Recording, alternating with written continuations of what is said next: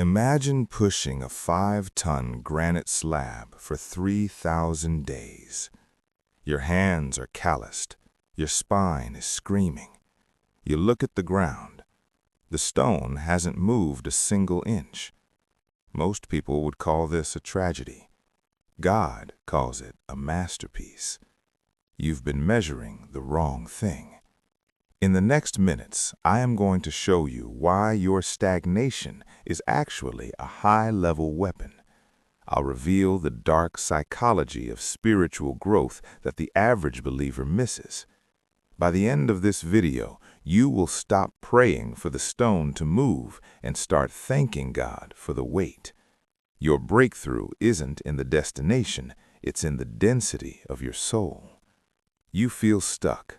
You've prayed the same prayer for years. The debt is still there. The marriage is still cold. The addiction still lingers. You look at others and see them moving stones with ease. You feel abandoned by the very God who told you to push.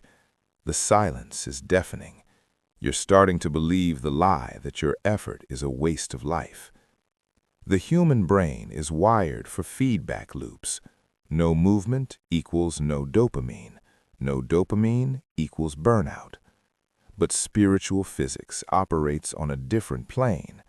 While your eyes are fixed on the external object, God is performing surgery on the internal subject. Resistance isn't an obstacle. It's the only way to build spiritual muscle. If the stone moved easily, you would remain weak.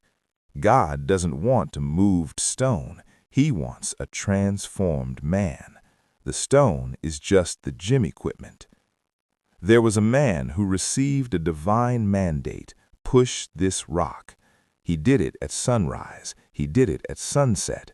Neighbors laughed. The madman of the stone, they called him. Years passed. The rock remained rooted in the earth.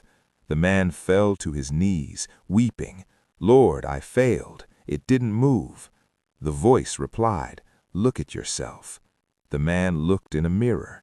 His chest was broad. His arms were like iron. His grip could crush steel. His endurance was legendary. Then the voice said, "Now I will move the stone, but only because you are now strong enough to survive what's on the other side of it." Phase 1, the audit of intent. Stop asking, "Why isn't it moving?" Start asking, "Who am I becoming while I push?" Phase 2, the resistance embrace. Acknowledge that the weight is the teacher. If it was light, it wouldn't change you. Phase 3, the metric shift. Stop measuring progress by distance. Measure it by your capacity to handle the pressure without breaking. Phase 4, the handoff. Understand that your job is the pushing. God's job is the moving. Do not confuse the two. 2026 isn't the year your problems disappear. It's the year you become too powerful for them to stop you. The unmoved stone in your life is actually God's protection. He is keeping the door shut until you have the character to handle the palace. Every drop of sweat is a deposit into a version of you that the world cannot break.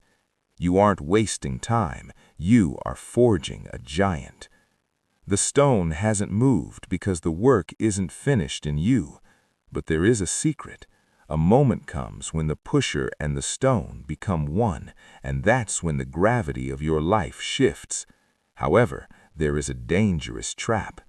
If you stop pushing now, the muscle you've built will turn into a burden.